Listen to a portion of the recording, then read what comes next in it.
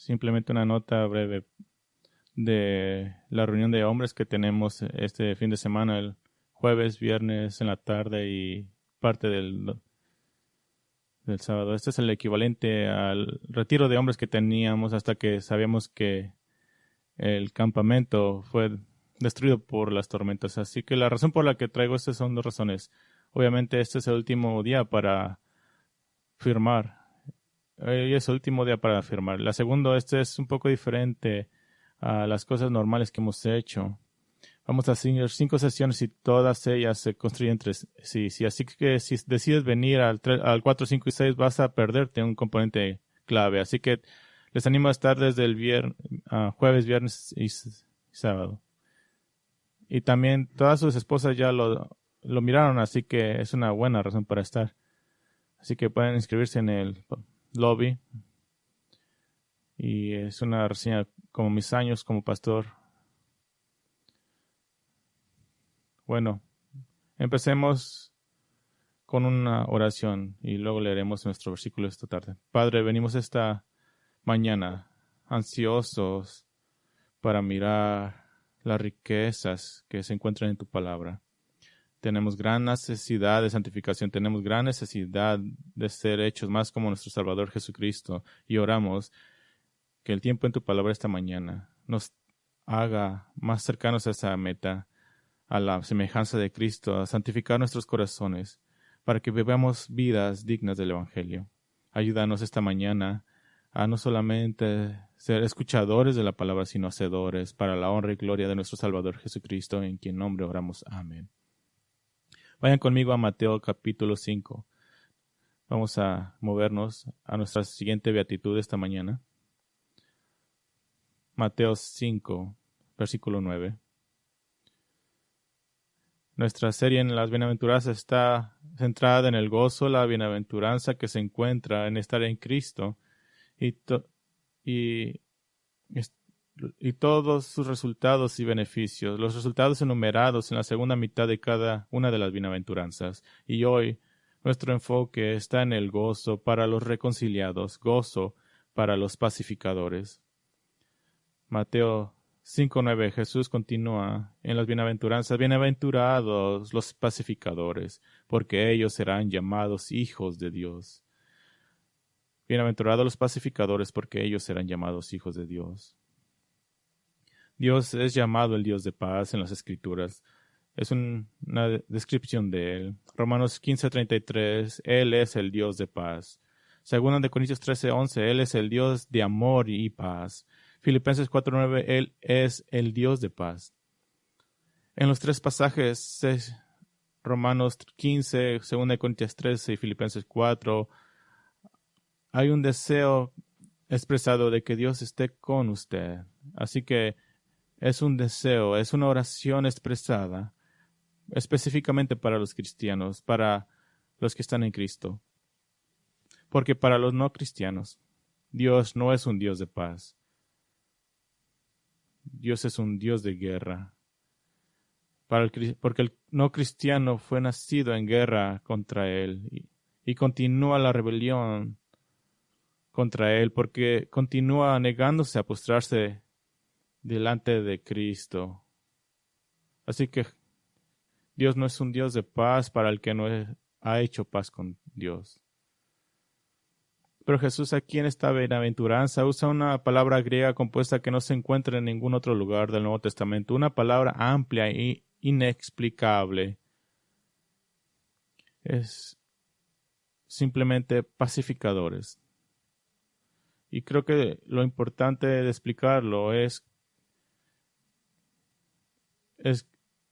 que nos muestra un entendimiento de qué está tratando de ser Jesús. Es una gama de todo lo que puedas pensar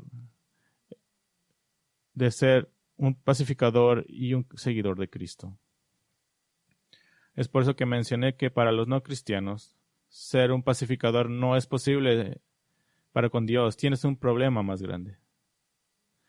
Pero un pacificador es claramente una palabra relacional, paz entre dos partes. Y como veremos más adelante, esto incluye la dinámica de paz entre las personas.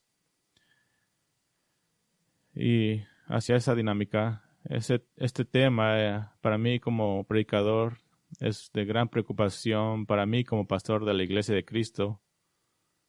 Una de las armas más efectivas de Satanás para disminuir la efectividad de una iglesia o en muchos casos para hacer daño permanente es el elegir. ¿Están listos? A personas y parejas menos pacificadoras en la iglesia. Elegir a la más orgullosa, la menos humilde, la más argumentativa, la menos indulgente y para colocarlas en el centro de un conflicto. Y en muy poco tiempo muchas personas son violentadas, contaminadas, incluso hasta el punto de tomar partidos. La controversia se repite. Y el resultado es una distracción de la proclamación del Evangelio, una distracción del discipulado con aquellos que humildemente desean aprender y crecer a la semejanza de Cristo. Y ocurre un daño en las relaciones que puede tomar años para sanar. Este es un ejemplo. Hay una razón por la que el apóstol Pablo les dijo a los tesalonicenses que uno de sus deberes para con los pastores tiene que ver con la paz. En primera de Tesalonicenses 5:12 al 13, Pablo da 3 mandamientos a los miembros de la iglesia local con respecto a los pastores. Deben reconocer a los pastores, deben tener en mucha estima y amor a los pastores. Pero el tercer mandamiento es deben vivir en paz unos con otros. ¿Por qué es eso incluido como un deber para con los pastores? Porque solo 2 personas en la iglesia que se niegan a llevarse bien o que no resuelven adecuadamente un conflicto, históricamente pueden descarrilar a la iglesia, ya que descarrilan a los pastores del deber más grande de pastorear a todo un rebaño de Dios. Bueno, esta mañana aquí está la idea principal que quiero demostrar. Quiero demostrar que el creyente genuino de Dios es caracterizado por ser un pacificador. El creyente genuino en Cristo se caracteriza por ser un pacificador. Y voy a terminar esta oración en un momento. Primero, voy a empezar con el creyente en Cristo se caracteriza por ser un pacificador. Pero primero, antes de sumergirnos en lo que es, debemos de ver lo que es un pacificador y lo que no lo es. El ser pacificador no es el tratar de traer paz al mundo, a la nación, o al estado, a la ciudad, o al condado, o a tu comunidad, a través de la política, la acción social, los programas comunitarios o cualquier otra cosa que no se ocupe del cambio del corazón. Eso no es un pacificador. ¿Quieres postularte para un cargo? Bien. Entre más tengamos en la política, mejor, pero no traerás paz. El ser un pacificador no es ser un pacifista. No es ser un pacifista. De hecho, como veremos en breve, el camino hacia la paz es a menudo dolor. El camino a la paz a menudo es dolor y confrontación, el negarse a lidiar con un conflicto que se necesita resolver. No es virtuoso, no es bíblico y no es amoroso porque no se preocupa por los demás. El ser un pacificador no es el tener paz a toda costa. Ser un pacificador no es tener paz a toda costa, negando realidades obvias. El hombre en su casa que está siendo atropellado por una esposa insumisa no está siendo santo y piadoso al decir, solo estoy siendo un pacificador. No, necesitas iniciar el conflicto. Porque hay alguien en tu casa que está siendo desobediente al Señor. Debe de hacerlo con amor y gentileza, pero sin embargo, este es su deber. Lo mismo va para con los niños. Si tú eres un padre que trata de razonar con un niño de 18 meses, debes de iniciar conflicto en una base regular. El ser un pacificador no es una posición de piedad santurrona. No es una posición de santidad santurrona. A veces conlleva traer incomodidad para alcanzar la paz, prender el fuego del conflicto. Tampoco es el establecimiento de la paz. No es un medio para ser popular. Incluso en entornos dentro de la iglesia he visto personas que toman partido por la persona que creen que infligirá el mayor daño emocional si no se ponen del lado de esa persona en lugar de tener el coraje de confrontar a la persona que tiene el hábito de hacer que la gente pague emocionalmente por ser honesta con ellos. Y también el establecimiento de la paz no es una tregua. El establecimiento de la paz genuina no es solo el cese de las hostilidades, es encontrar justamente un terreno en común de elegir amarse unos a otros. Es un corazón y un deseo verdadero de agradar a Cristo, dándole preferencia a las otras personas.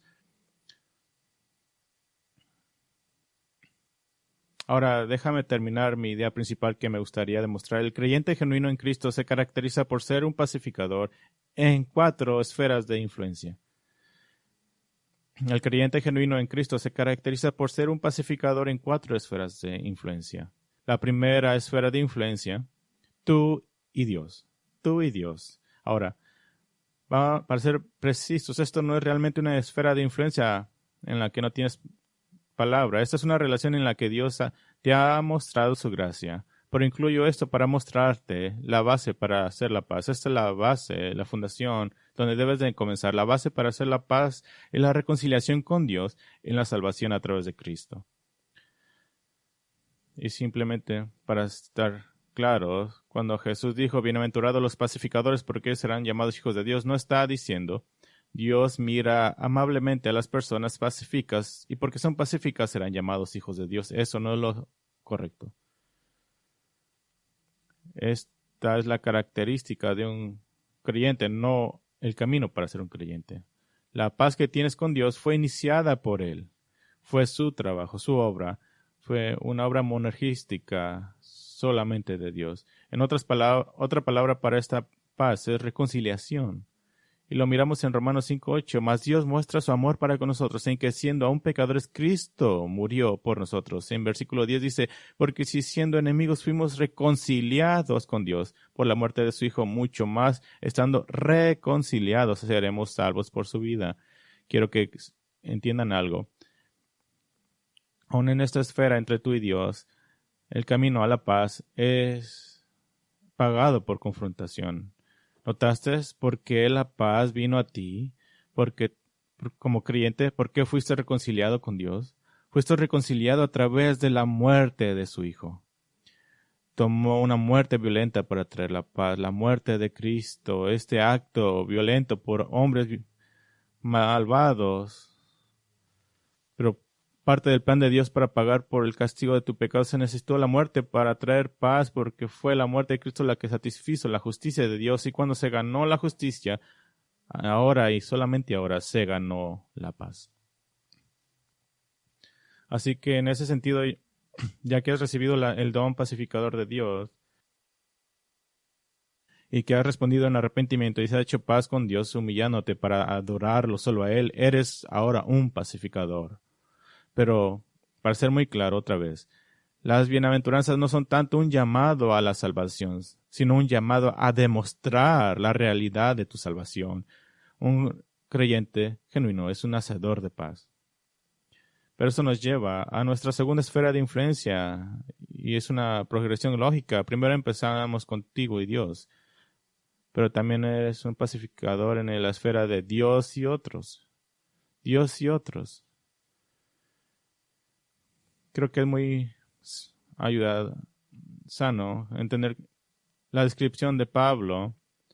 Y Pablo dio una descripción sucinta y sin embargo profunda del ministerio del Evangelio, el misterio de contar las buenas nuevas de Jesucristo. Segunda de Corintios 5:18 dice, Dios nos reconcilió consigo mismo por medio de Cristo y nos dio el ministerio de la reconciliación. Eso es lo que es, el ministerio de la reconciliación. Esta es una palabra griega que quiere decir ¿qué significa arreglar las cosas unos con otros o intercambiar algo malo por algo bueno? Y solo unos versículos más adelante, Pablo explica este intercambio en 2 de Corintios 5:21. Al que no conoció pecado, por nosotros lo hizo pecado, para que nosotros fuésemos hechos justicia de Dios en él. ¿Escuchaste el intercambio? Es muy desbalanceado. Jesucristo te da su justicia imputada y toma tu pecado injusto. El ministerio de la reconciliación habla del hecho de que usted, habiendo sido reconciliado con Dios y como alguien que disfruta de la paz con Dios, estás autorizado y de hecho estás comisionado para ofrecer esta misma paz a los demás. ¿Algunas has pensado en el peso de esa idea? Que tú estás autorizado hacer paz entre hombre y Dios. Eso es un pensamiento asombroso. Decir a los demás, nací como pecador y rebelde en guerra contra Dios. Fui un rebelde y Dios ha hecho paz conmigo y Él te ofrece la misma paz y todo lo que necesitas hacer.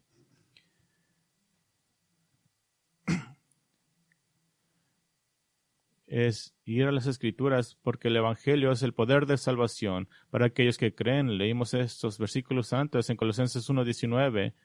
Por cuanto agradó al Padre que en él habitase toda plenitud, y por medio de él reconciliar consigo todas las cosas, así las que están en la tierra como las que están en los cielos, haciendo la paz mediante la sangre de su cruz. Que Dios estaba en guerra contigo, estaba atrás de ti, y la única cosa que te mantenía lejos del infierno era la justicia, la gracia de Dios, de mantenerte en vida. Pero en su gracia, Él te agarró de ese destino y te cambió tu fe, por así decirlo, cambió lo que iba a pasar contigo. Y en lugar de ir contra ti con juicio, vino contigo con gracia. Porque en la verdad, tú estabas corriendo hacia el infierno tan rápido como podías, pero gracias a Dios, Dios corre más rápido que tú. Pero ¿acaso es cierto el mismo principio? ¿Que el camino hacia la paz es a menudo el dolor y la confrontación? Sí, es verdad. No, hablando del Evangelio, tratar de conciliar a los hombres con Dios sin dolor. Hay dolor envuelto.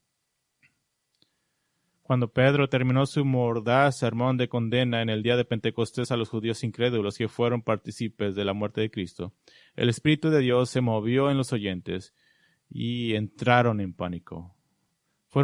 Estuvieron en pánico. Hechos 2:37. Al oír esto se compungieron de corazón y dijeron a Pedro y a los otros apóstoles: varones hermanos, ¿qué haremos? Pedro les dijo: arrepentíos y bautícense cada uno de vosotros en el nombre de Jesucristo para perdón de los pecados y recibiréis el don del Espíritu Santo. Así que, ¿cuál fue el dolor? ¿Cuál fue la confrontación? Pedro estaba confrontando el hecho de que no estaban bien con Dios y estaban condenados por la muerte de Cristo. ¿Y dónde está el dolor? El dolor es que ellos debían arrepentirse. Debían reconocer su quebrantamiento y pecaminosidad y el hecho de que se habían rebelado contra Dios. No vas con Dios para hacer tratos, vas a Dios en sus términos. Hay dolor en el arrepentimiento, hay dolor en humillarte ante Dios para admitir que le necesitas, hay dolor en tirar todos tus ídolos del yo y la justicia propia para servir solo al Dios vivo. De hecho, puede haber dolor en renunciar a los estilos de vida pecaminosos que te caracterizaron antes de Cristo. Renunciar a ser un borracho, renunciar a ser un drogadicto, renunciar a ser un promiscuo sexual, renunciar a ser un mentiroso o compulsivo para protegerte, un codicioso, un tramposo. Arrepentimiento significa alejarte de aquellas cosas que una vez pensaste que te daban placer. Pero a través del dolor de humillarse en el arrepentimiento simbolizado en el bautismo al morir con Cristo y ser resucitado con Él, identificándote con Él y solo con Él, a través de ese dolor viene la paz eterna. Hay una tercera esfera de influencia. Usted y otros. Usted y otros. Vamos a pasar un tiempo en esta. El creyente en Cristo cultiva una cualidad de paz, un agudo discernimiento en cuanto a cuándo involucrarse en una disputa. Debe ser raro, debe ser reflexivo, tener un propósito. Pero parte de ser un pacificador es saber cuándo involucrarse en el tratamiento de un asunto incómodo con otra persona. Decidir que tu estrategia para lidiar con la ruptura en las relaciones es simplemente evitar el tema o peor aún evitar a la persona es un acto de autoprotección y es extremadamente poco amoroso. Y del otro lado, el rechazar los esfuerzos de otros para participar en la restauración de una relación es un signo de orgullo y de autoprotección. y lo que estás haciendo es evadir la paz. He sido un pastor suficientemente tiempo para ver este principio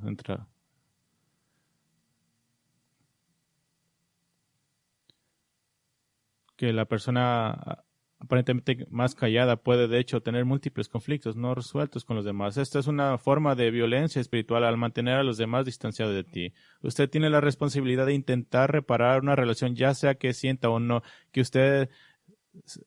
es usted la parte ofendida o la parte ofendida. Y rara vez es realmente blanco y negro. Generalmente incluso la parte ofendida ha respondido de maneras pecaminosas. De cualquier forma, tienes una responsabilidad. Tienes la responsabilidad de ir con alguien que ha pecado contra ti. Mateo 18:15 dice, por tanto, si tu hermano peca contra ti, ve y repréndele estando tú y él a solas. Si te oyere, has ganado a tu hermano. ¿Y cuál es el tono de esta conversación? El apóstol Pablo nos lo dice en Gálatas 6:1. Hermanos, si alguno fuere sorprendido en alguna falta, vosotros que sois espirituales, restauradle con espíritu de mansedumbre, considerándote a ti mismo, no sea que tú también seas tentado. En otras palabras, antes de que vayas con esa persona, te examinas a ti mismo, tu corazón, estás limpiando tu corazón de motivos erróneos. Ahora, para ser muy claros, Pablo dice aquí que tengamos un espíritu de gentileza, ese es el tono, pero puede haber momentos para aumentar el tono de esta conversación. Pablo le dio a la iglesia de Corintio una opción cuando necesitaban una corrección seria. Corintios 4:21 dice, ¿qué deseáis? ¿Vendré a ti con una vara o con amor y un espíritu de mansedumbre? Así que tienes una responsabilidad de ir con la persona que te pecó contra ti, pero en la otra mano tienes la responsabilidad de ir a alguien que tiene algo en tu contra, ni siquiera necesariamente con la creencia o el entendimiento de que realmente has pecado contra esa persona, sino solo para tratar de hacer la paz. Jesús dio este mandamiento en Mateo 5:23. Por tanto, si traes tu ofrenda al altar y allí te acuerdas de que tu hermano tiene algo contra ti, deja allí tu ofrenda delante del altar y anda. Reconcíliate primero con tu hermano y entonces ven y presenta tu ofrenda. Ahora quiero que entiendan. Tu habilidad de adorar a Dios depende de esto. Es más importante para el Señor que trates con esa relación que te muestres a la iglesia, te presentes a la iglesia. Porque eso es un acto de adoración. ¿Por qué es necesario? Porque es importante. Debido a que el pecado es una barrera para la paz. No puedes tener paz cuando un pecado sin resolver existe. No lo puedes. Y sí, ir al hermano puede provocar dolor. Y la respuesta a tu enfoque puede ser terrible. O tu respuesta al enfoque de la otra persona puede ser terrible. Y muy a menudo puedes evitar lidiar con un conflicto debido al atolladero emocional en el que se encontrará. Alguien dice, bueno, pienso que quiero un poco de conflicto, pero quiero que noten algo. Tanto Mateo 5 como 18. Estos son mandamientos. Estos no son consejos útiles para las relaciones. Jesús nunca dio consejos. Él dio mandamientos. Si vas a un hermano y se sale de control, entonces, si vas con un hermano y se sale de control, entonces Mateo 18 involucra a otras personas, a veces hasta toda la iglesia. Así es que tan importante es la paz en la iglesia. No tratar con estas cosas no preservan la paz, solo hace una tregua impía y desagradable. No es una paz real entre hermanos. Ahora, para ser claros, como tu pastor, no es particularmente mi esperanza que un grupo de ustedes se entusiasmen con el ejercicio de Mateo 18. No es mi esperanza. Lo que sí es mi esperanza es que todos ustedes se entusiasmen con el ejercicio de Mateo 5:23 al 24. El ir a un hermano o hermana que pueda tener algo contra ustedes y humildemente preguntarle qué se necesita para reparar esa relación. Y por el otro lado, una vez que proclamaste tu perdón a alguien, Lucas 17 ordena el perdón continuo para el que se arrepiente. Entonces debes actuar como si lo perdonaste, debes ser amable, tierno, amoroso para con él, debes acercarte y no crear distancias. Si creas distancia, una vez que le has dicho que lo has perdonado, tu perdón fue una mentira. Esta es la razón exacta por la cual estuvo matando gente en la iglesia de Corintio. ¿Qué es el perdón? Déjame darte una simple definición. El perdón es un pacto que haces con Dios, contigo mismo y con la otra persona, de que este pecado ya no se mantendrá en contra de ellos en términos de dañar la relación. Es un pacto que haces con Dios, contigo mismo y con otra persona, de que vas a actuar como si nunca hubiera pasado. ¿Cómo actúa Dios con tu pecado? Lo ha tirado tan lejos como el este del oeste, lo ha tirado al fondo del océano, que si alguien viene contigo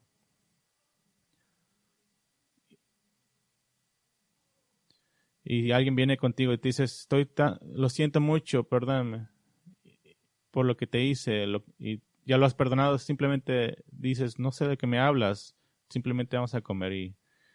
Pero luego decirle, bueno, te perdono, pero hay una distancia entre ustedes, es una mentira. Puedes imaginarte si Dios hiciera eso contigo, bueno, te perdono, puedes venir al cielo, pero no me volverás a ver por la eternidad, porque sigo enojado contigo. Sé que esto es incómodo. Sé que esto es difícil. Y sí, es verdad que la confianza tarda tiempo, pero el perdón nunca toma tiempo. El perdón es instantáneo. Jesús dio este ejemplo en Lucas 17. Es un ejemplo hiperbólico.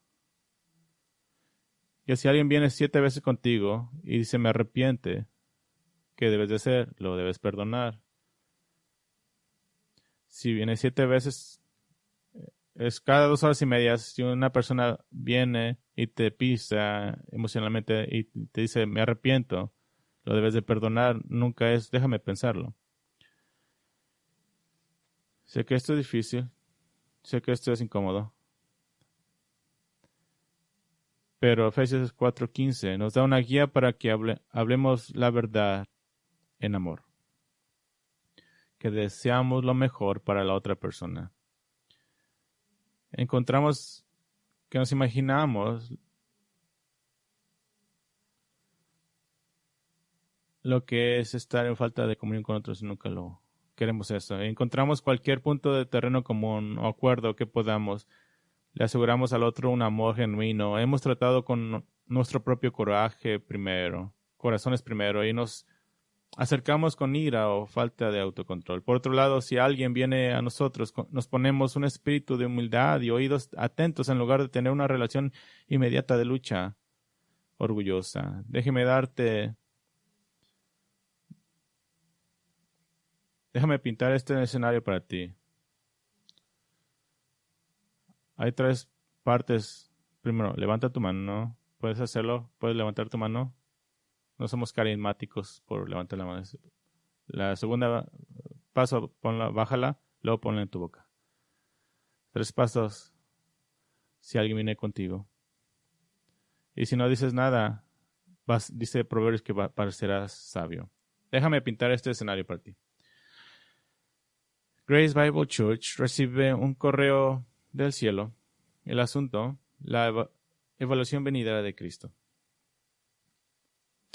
El correo dice, Grace Bible Church, el próximo día del Señor, Cristo dará su evaluación. Revelará todas las relaciones rotas públicamente, las cuales no han intentado reparar. Sacará a la luz toda amargura y la ira oculta. Ten ánimo, tu salvación está asegurada. Sin embargo, el futuro de tu iglesia no lo está. Y dices, eso suena tonto.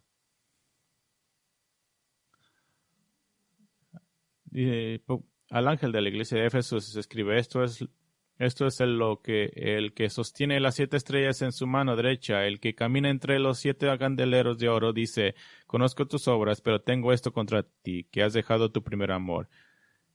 ¿Y qué le escribe Jesús a la iglesia de Éfeso? Arrepiéntate o quitaré mi lámpara de ti. ¿Dónde está la iglesia de Éfeso? Desapareció.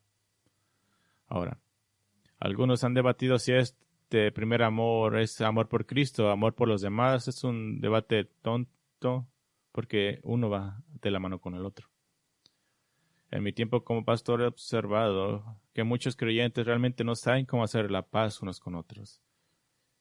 A menudo tengo cristianos decirme a mi cara que la forma de hacer la paz es pelear y ser agresivo hasta que todo se pone en la mesa. No hay escritura para eso.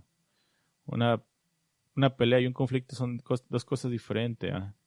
A menudo podemos participar en una falsa paz que es más una tregua sin comunicación y arrepentimiento real. Tal vez incluso participando en algún tipo de momento de unión emocional cuando todos nos abrazamos, pero el corazón nunca se arregló. Verdadera paz no puede lograrse simplemente llamando a una tregua. La paz genuina se logra a través de la confrontación, el arrepentimiento, la humildad, el conflicto que apunta a la restauración. Y por el verdadero perdón que elige amablemente tratar al otro como si nunca hubiera ocurrido ninguna ofensa. Hay una causa, una raíz de la incapacidad de resolver adecuadamente el conflicto como cristianos, y es el orgullo. Es la única raíz. Proverbios 8:13 dice: el temor de Jehová es aborrecer el mal, la soberbia y la arrogancia, el mal camino y la boca perversa aborrezco. Proverbios 21:4 altivez de ojos y orgullo de corazón y pensamiento de impíos son pecado. Todo como cristianos, inclusive yo, luchamos con esta dinámica de luchar contra los conflictos. He perdido el número de veces que como pastor he tenido esto. Tenía una lista de por qué las personas no pueden resolver adecuadamente el conflicto y la reduje a 10. Primero es no entender Primera de Pedro 4:8, que dice que el amor cubre multitud de pecados. Esto no significa que el pecado no se trata. Significa que la gracia, escuchen bien, la gracia es siempre el sabor del día. Significa que usted usa el discernimiento en cuanto a si un pecado fue inusual o un patrón. Significa el principio del perdón sin fin de Lucas 17, que cada vez que una persona se arrepiente ante ti, la perdonas, siempre estás dispuesto. Que tienes una capacidad infinita de perdonar porque Dios te perdona infinitamente. Cuando Pedro dice ¿cuántas veces debemos perdonar? ¿Hasta 7 veces? Yo no estuve ahí, pero sí puedo adivinar, ya que un judío justo decía que debemos perdonar 3 veces. Cuando Pedro dijo hasta 7 veces, no estaba ahí, pero puedo imaginar a Pedro mirando, jajaja, soy muy generoso. Y Jesús dijo, no, hasta 70 veces 7. Infinidad de perdón. Hay una segunda razón por la que los cristianos tienen dificultad en resolver problemas, una negativa pecaminosa a creer. Una negativa pecaminosa a creer lo mejor. 1 Corintios 13:7 dice que el amor cree todas las cosas. Tomando en el sentido de que a menos que tengas pruebas contundentes, de lo contrario, siempre da el beneficio de la duda, siempre construye en tu mente el mejor motivo y el mejor caso. En cambio, muchos tienden a hacer lo contrario, a asignar los peores motivos, a creer lo peor, y de hecho esto es por eso que tienes muchas conversaciones largas en tu mente mientras te bañas y mientras manejas. Esto es lo opuesto a lo que debes de hacer. Esto crece rápidamente en amargura. Es un indicador de un corazón canceroso con amargura pecaminosa. Hay una tercera razón, ira santurrona. Esto es tener ira a favor propio. Enojo por no haber cumplido tus expectativas, no salirte con la tuya en algo, por creer que mereces algo que no estás obteniendo. Muy a menudo esto se disfraza de ira justa. ¿Cómo sabes que es una ira justa? Porque tú lo dices. Bueno, esto es una ira justa. Pero cuando las actitudes y acciones vindicativas se hacen evidentes, entonces la farsa de la rectitud ha terminado. Hay una razón, una falta de discernimiento entre el pecado y la preferencia. Una falta de discernimiento entre el pecado y la preferencia. En Mateo 18 Jesús dijo, Si tu hermano peca contra ti, Él no dijo si tu hermano hace algo que no te guste, o algo en lo que no estés de acuerdo, o que no harías, o que hirió tus sentimientos, o que te dijo no cuando querés tú que te dijera sí. El pecado se define específicamente en las Escrituras. La persona que habitualmente se siente profundamente ofendida por asuntos que no son pecados generalmente causará conflicto. Esa es la persona que solo puede estar en paz con alguien que es exactamente como ella. Toma discernimiento. Este es un acto de pecaminosidad. Si es eso, puedes apuntar a qué versículo y capítulo se ha quebrantado, ¿no? Hay una quinta razón por la cual tenemos dificultad para resolver el conflicto. No creer en la soberanía de Dios. No creer en la soberanía de Dios. Ahora, somos muy reformados. Aquí en Grace Bible Church creemos y amamos la soberanía de Dios. Así que tal vez usted diga, bueno, eso yo lo sé. Creo en la soberanía de Dios. Porque es una cosa decir, sí, creo en Lamentaciones 3:38 que dice, de la boca del Altísimo nos sale lo malo y lo bueno. Sí, lo creo. Otra cosa es decir, esta calamidad en mi vida, esta dificultad con otra persona es parte del plan soberano de Dios para mí, para mi santificación. Incluso si alguien ha pecado contra mí, es mi deber ver esto como la disciplina amorosa del Señor en mi vida para hacerme más como Cristo. Obedeceré Santiago 1 para estar gozoso a través de esta prueba y abrazaré lo que el Señor tiene que enseñarme. Él me lo dio, Él me ha puesto este dolor, Él lo ha hecho y estoy bien con ello. Pero la furia y la ira que mantiene su dolor, su calor, es en realidad un rechazo a creer en Dios, en la soberanía de Dios, que Dios soberanamente ordenó esta prueba. Hay una sexta razón por la que tenemos dificultad para escuchar. Una negativa a escuchar genuinamente. Una negativa a escuchar negativamente. A ver, paso 1, paso 2, paso 3. Eso te ayudará a escuchar. Lo que la gente muchas veces hacen es 1, 2, me tapo los oídos.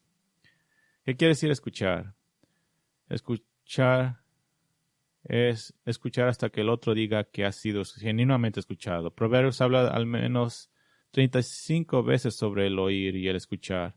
Proverbios 18:13 dice, al que responde palabra antes de oír, le es fatuidad y oprobio.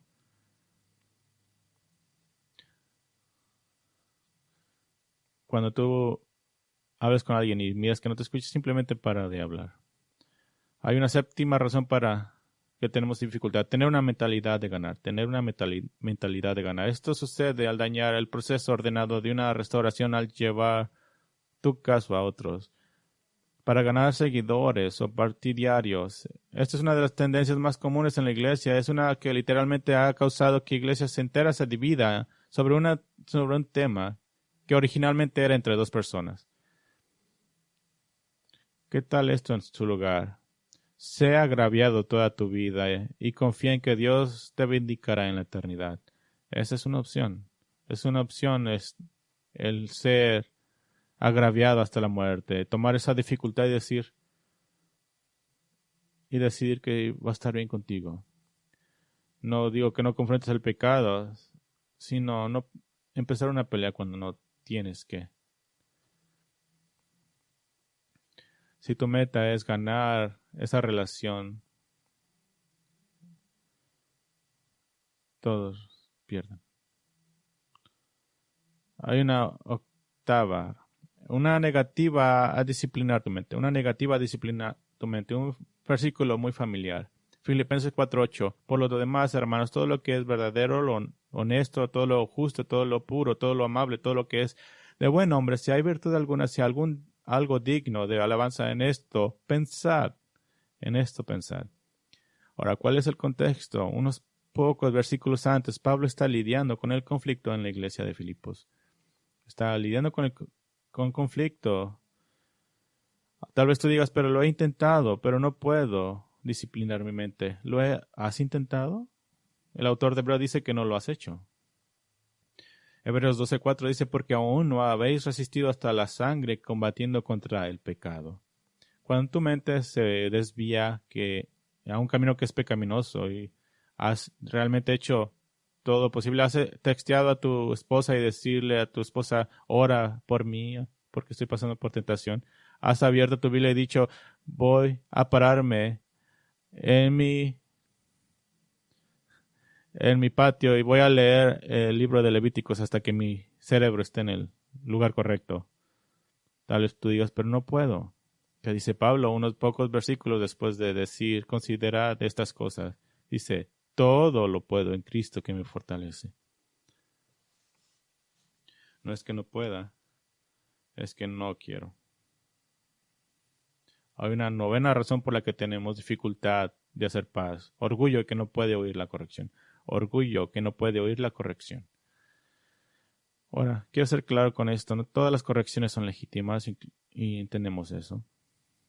Incluso desde que comencé a predicar la serie de Milenio los domingos por la noche, he comenzado a recibir cartas de parte de muchas personas de todo el país corrigiendo mi teología. Unas les he escribido, otras simplemente no las he respondido. Pero una pregunta que debes hacerse es, ¿hay algo de verdad en esto que pueda escuchar y que pueda formar un puente hacia la persona que me está corrigiendo?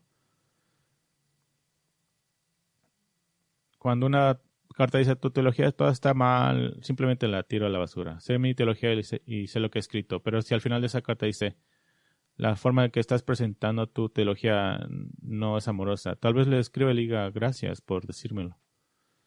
En mi tiempo en el ministerio del Evangelio he estado aturdido por lo lejos que la gente irá para evitar una conversación incómoda. El murmurar, chismorrear para dañar la reputación del otro, elaborar cuidadosamente venganza y defensa, gritar, llorar, culpar, hacer que sus sentimientos heridos sean el problema principal. Creo, me has herido tanto. Simplemente es tratar de culpar a la otra persona.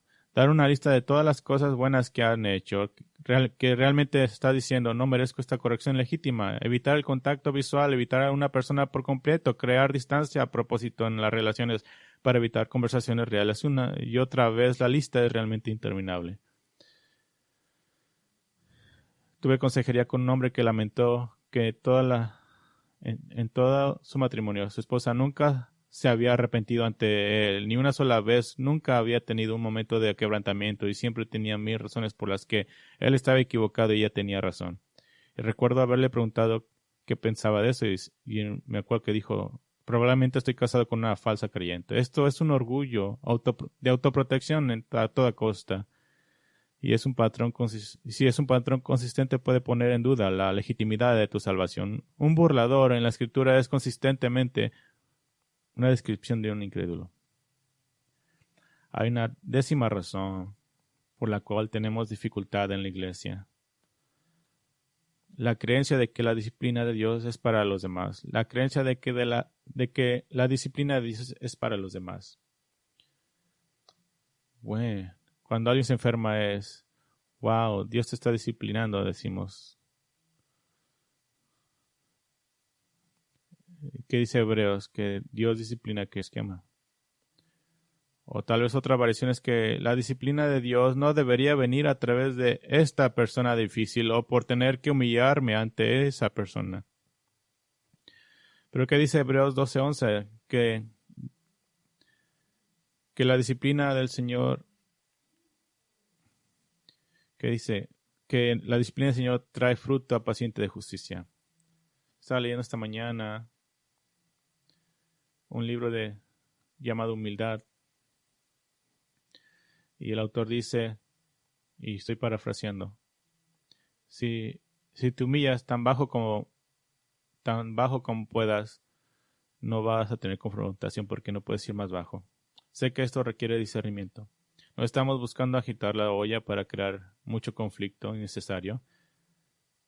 Voy a apagar mi correo electrónico esta semana, solo por caso. Pero mi argumento es que una iglesia saludable, un matrimonio saludable, una relación que honra a Dios necesita más honestidad y agudeza mutua. Pero hacia la meta del discernimiento, permítame compartir algunas instancias en las que debes confrontar con gentileza y otras en las que no debes confrontar. Momentos en los que debes confrontar con gentileza. Rebelión contra la autoridad. Si tú eres la autoridad, debes enfrentarte a esto. Si no eres la autoridad, pero ves a alguien rebelándose contra la autoridad, debes confrontarlo. Esto se aplica en el lugar de trabajo, el hogar y ciertamente en la iglesia. La rebelión significa cualquier cosa, desde chismorrear sobre un líder hasta faltarle el respeto a un líder verbalmente. He estado con familias donde la mamá está en el hábito de hablar mal del padre. ¿Y que aprenden los hijos? Eso se debe de reprender. Cuando alguien está dañando a otro o dañando a la institución, cuando alguien está dañando a otro, a la institución, ya sea el hogar o a la iglesia. Pablo ordenó en 1 de Tesalonicenses 5:14 amonestar a los rebeldes, es decir, a los no disciplinados, los que se han salido del camino, los egoístas. Que hay un punto donde los pastores de Grace Bible Church deben de hacer más el proteger a la iglesia completa que administrar a una persona. Cuando alguien se está dañando a sí mismo con un comportamiento pecaminoso, debes confrontarlo. El libro de Proverbios está lleno de sabiduría con respecto al escuchar el consejo de otro por tu propio bien. Proverbios 19:20 dice: escucha el consejo y recibe la corrección para que seas sabio en tu vejez. Y aquí está tal vez la vez más importante para confrontar y algunos de ustedes tengan dificultad. Cuando alguien que amas no es salvo y se niega a venir a Cristo, no te haces para atrás.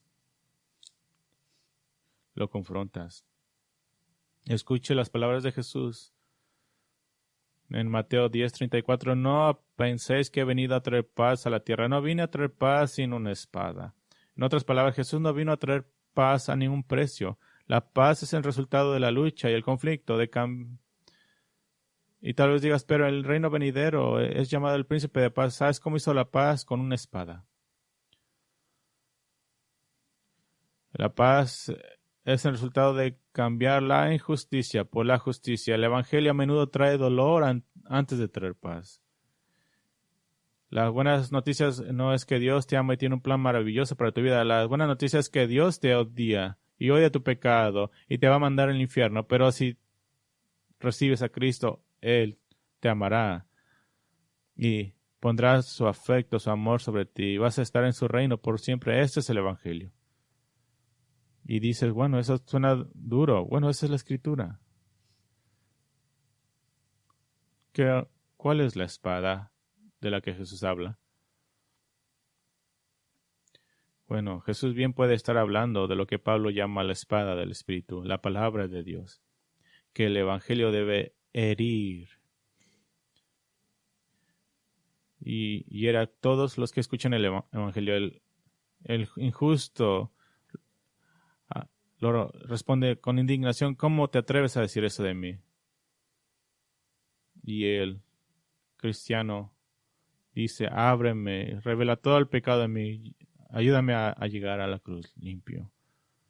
Va a través de ese dolor. Y entiendo que esto es una confrontación difícil. Y tal vez digas, pero si esta persona no salva, me rechaza, porque no dejo de presionar el Evangelio. Así que, ¿qué importa? Estamos hablando de la eternidad. ¿A quién le importa si te quieren o no? ¿A quién le interesa si quieren venir contigo a la cena de acción de gracia? Esta es la eternidad. Si lo tuvieras en tu poder, si estuvieran en un tren que se va a descarrilar, los tirarías del tren para que no cayeran o se descarrilaran. ¿Qué tal esto? ¿Qué tal? Confróntalos ahora para que te puedas regocijar después ante el trono de Cristo Jesús por toda la eternidad. Hay momentos en los que no debes confrontar. Y esos son de un sentido común. Cuando estás cruzando a ser un quisquilloso o un dolor. Lo creas o no, el Espíritu Santo realmente puede obrar en la vida de alguien sin tu ayuda. Él convence, enseña y causa crecimiento espiritual. Si no estás seguro en que está haciendo un dolor, entonces no lo hagas. Y simplemente ora por sabiduría. Busca en tu propio corazón y mírate a ti mismo. Pero si los que te rodean se acostumbran a un patrón en el que constantemente señalas cada pequeña cosa, eso los desgastará y te convertirás en un zumbido inútil.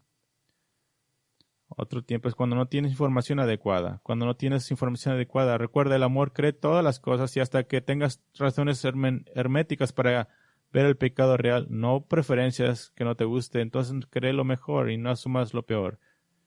Otra es cuando no estás cuando estás enojado por causa de ti. Cuando estás enojado por causa de ti. Y este es el peor motivo. Cuando alguien peca contra ti, la ira va a ser una respuesta natural y generalmente mal manejada. Si el confrontar a alguien es solo porque estás enojado, esa no es una razón justa. Y no debes de confrontar cuando es probable que peques con tu lengua. Cuando es probable que peques con tu lengua. Una de las cosas difíciles acerca de que los creyentes hablen o intervengan en la vida de los demás es a menudo la parte de hablar. El intento de lidiar con el problema a menudo lo empeora debido a la manera en que se aborda.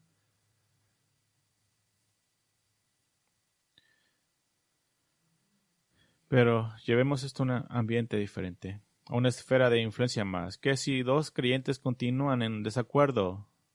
¿Qué si dos hermanas en Cristo? ¿Qué si un esposo y una esposa están en conflicto? ¿Tienes una obligación acaso? Sí, la tienes. Nuestra cuarta esfera de influencia hemos hecho a ti y a Dios y a otros, y tú y otros. La única opción que queda son otros y otros. En Filipenses 4, Pablo confronta públicamente a las dos mujeres Zebodia y Síntique que estaban en desacuerdo entre sí. Era claro de conocimiento público porque Pablo se dirige a ellas en su carta leída públicamente a la iglesia.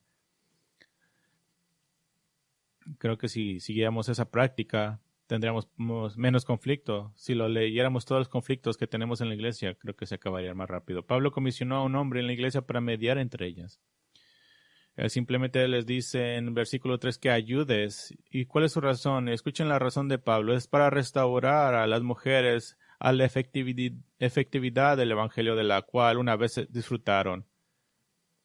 E incluso la efectividad de todos en su alrededor. Pero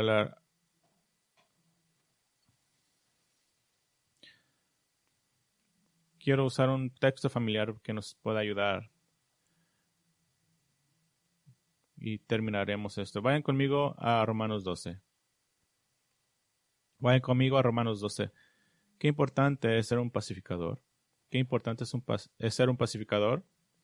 En su gran trato sobre cómo los miembros de la iglesia deben comportarse unos con otros, Pablo dedica 7 de 13 versículos al tema de la pacificación.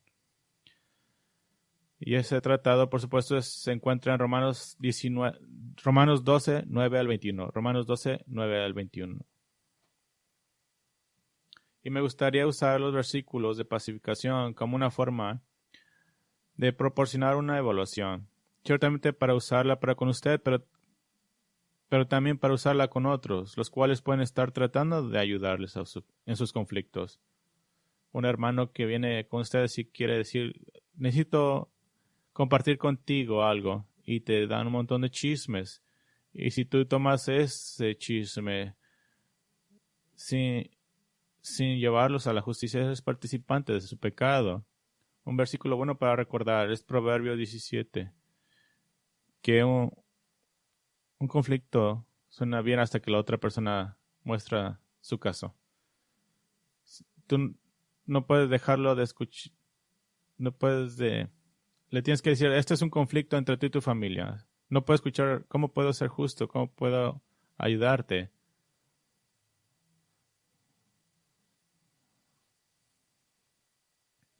Siete preguntas para la autorreflexión y la autoconfrontación. 7 preguntas para la autorreflexión y la autoconfrontación. Esto es para ti, pero también para los que lleguen contigo que busquen ayuda. Número 1, ¿cómo estás honrando a la otra persona? ¿Cómo estás honrando a la otra persona?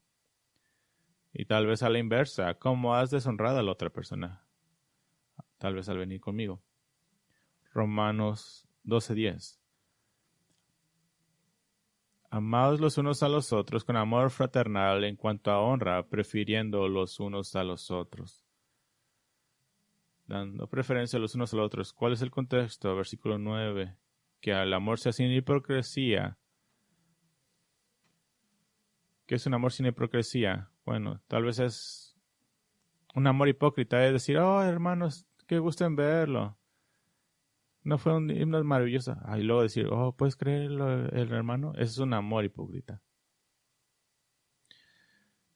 ¿Cómo estás honrando a la otra persona? ¿Estás creando distancia o estás acercando? ¿Estás siendo devoto, mostrando amor fraternal? ¿O estás enfocado principalmente en cómo puedes honrarte a ti mismo? Hay una segunda pregunta. ¿Cómo está tu humildad en esta situación? ¿Cómo está tu humildad en esta situación? En otras palabras, tus pensamientos están centrados en ti y en protegerte a ti mismo. Has afirmado que tienes toda la información necesaria, lo que casi nunca es el caso.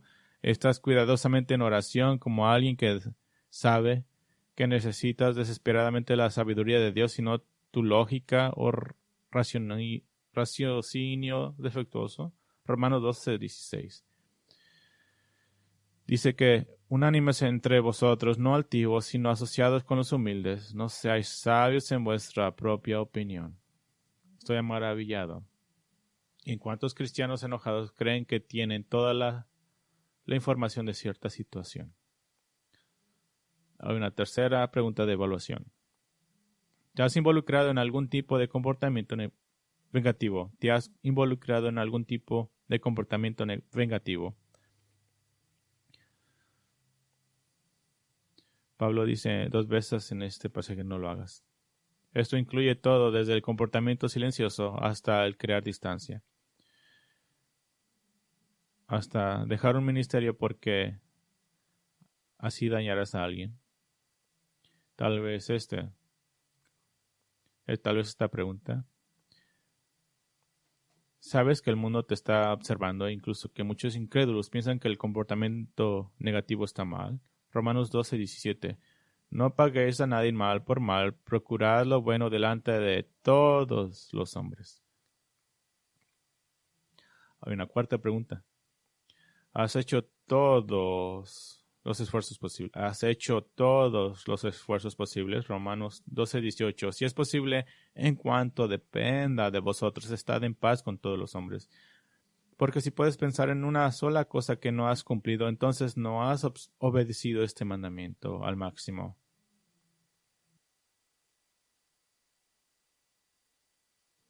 Y note, por cierto, que la actitud no es, bueno, tan pronto como fulano de tal se acerque, responderé felizmente. No, en la medida que dependa de ti. Hay una quinta pregunta. ¿Estás demasiado ansioso por hacer justicia de inmediato? ¿Estás demasiado ansioso por hacer justicia de inmediato? Versículo 19. No os vengáis vosotros mismos, amados míos, sino dejad lugar a la ira de Dios, porque escrito está, mía es la venganza, yo pagaré, dice el Señor. Con gran discernimiento puedo sustituir la palabra. No venguéis, amados, sino darle tiempo a Dios. Dios tratará tanto con el incrédulo rebelde en el juicio como con el creyente rebelde en la disciplina. Simplemente no en tu tiempo. Leí un estudio. ¿Qué porcentaje de tiempo Dios trae justicia según lo tuyo? Nunca. Según tu tiempo, nunca. Hay una sexta pregunta para evaluar. ¿Eres sacrificialmente, tangiblemente amoroso? ¿Eres sacrificialmente y tangiblemente amoroso? ¿Quieres saber qué hacer cuando estés en medio de esta dificultad? Versículo 20. Así que si tu enemigo tiene hambre, dale de comer. Si tuviere sed, dale de beber. Pues haciendo esto, ascuas de fuego amontará sobre su cabeza. Eso es lo opuesto que nuestros instintos pecaminosos nos dicen que hagamos. Ahora, para ser claro, si usted tiene pecado que necesita ser tratado en relación con una persona, dar regalos es ofensivo. Esa es una forma de penitencia, que es un intento de evitar el arrepentimiento, pero tampoco intencionalmente creas distanciamiento o castigas emocionalmente a alguien. Y eso no es para el bien de ella, sino para tu bien. una séptima pregunta de evaluación. ¿Estás siendo vencido por el mal? Estás siendo vencido por el mal. Versículo 21. No seas vencido de lo malo, sino vence el bien con el mal. ¿Está tu mente saturada de pensamientos pecaminosos y de ira? ¿O has hecho un plan con pasos tangibles para vencer el mal con el bien? Y dices, así es como lo voy a hacer. Has hecho un plan.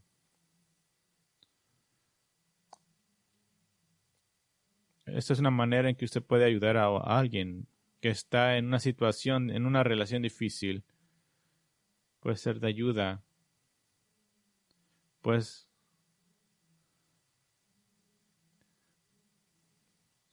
puedes hacerle estas preguntas. ¿Cómo has honrado a la otra persona? ¿Cómo es tu humildad en esta situación? ¿Te has involucrado en algún tipo de comportamiento negativo? ¿Has hecho todo lo posible?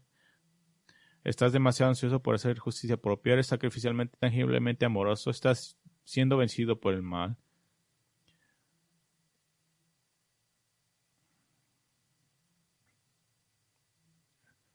Muchas veces cuando haces estas preguntas, a la segunda pregunta, muchas veces las personas dicen, ¿sabes qué? Me doy por vencido. Voy a ir con esa persona a arreglar el asunto.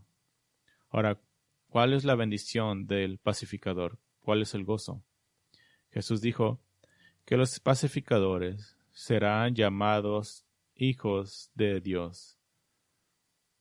¿Qué significa eso? Bueno, primero, al igual que todas las otras bendiciones, bienaventuranzas, está orientada al futuro, al reino venidero de Cristo en la tierra. Usted será identificado como uno de los hijos de Dios, porque tu vida mostró el fruto de la salvación. Mostró que usted es un pacificador. Pero también ser llamados hijos de Dios, ¿qué te trae a la mente? Significa que te has comportado como el Hijo de Dios.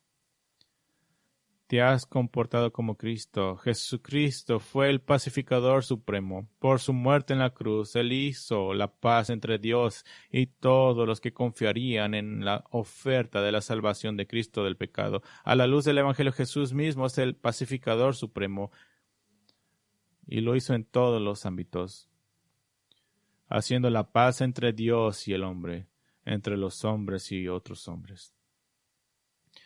Y cómo viene esa paz a través del dolor y la agonía de la cruz. Jesús es el mediador de la paz, el pacificador supremo. Así que cuando tú eres un pacificador, Dios el Padre dice, te llamaré uno como el que es como mi hijo. Qué honor, qué gozo, qué deleite. Sus esfuerzos de pacificación hicieron la diferencia entre que usted experimentara la terrible ira de Dios por toda la eternidad y experimentar el gozo del reino de Cristo por toda la eternidad. Y si puedo decir un pensamiento muy repetitivo, tú nunca vas a perdonar a alguien como Cristo te perdonó a ti, jamás. Así que no creas que estás al mismo nivel que Dios, pero puedes ser como Cristo si eres un pacificador. Empecé hablando sobre ser un pastor de la iglesia y si me permiten un momento,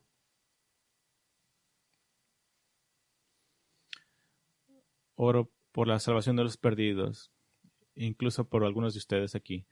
Oro por su crecimiento en Cristo, por su santificación, por tu imagen a Cristo. Pero cuando pienso en toda la iglesia,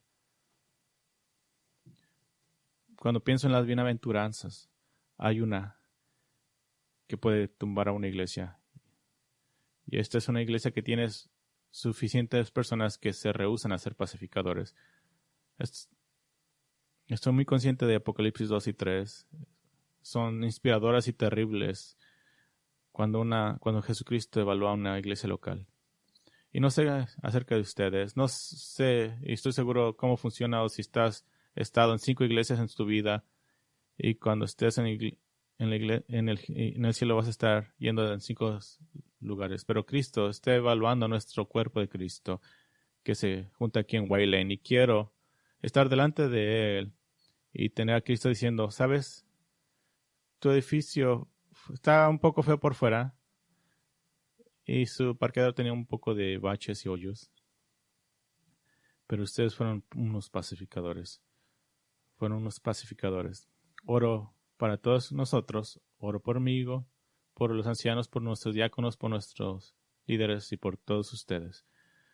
Porque te estoy haciendo un compromiso y ese compromiso es que seré un pacificador. Y si encuentro que alguien en la iglesia se rehúsa a ser un pacificador, haré todo el esfuerzo posible de ir contra ti y te urgiré a que estés en obediencia y le diré a los ancianos que hagan lo mismo. Es para tu propio bien y para la gloria de Cristo. No creo que haya una persona aquí que esté en contra de eso. Amén. Seamos una iglesia de pacificadores para el Señor. Padre, venimos a ti esta noche, este día, ansiosos de ser obedientes a nuestro Salvador. Danos el poder, la fuerza, la capacidad de ser una iglesia que aún nuestra comunidad diga: Grace Bible Church está llena de la gente más pacificadores, amables que he conocido, y quisiera conocer al Dios que ellos adoran. Que sea esa nuestra reputación, oro, por el bien de la cabeza de la iglesia, nuestro evaluador Salvador, Jesucristo. Amén.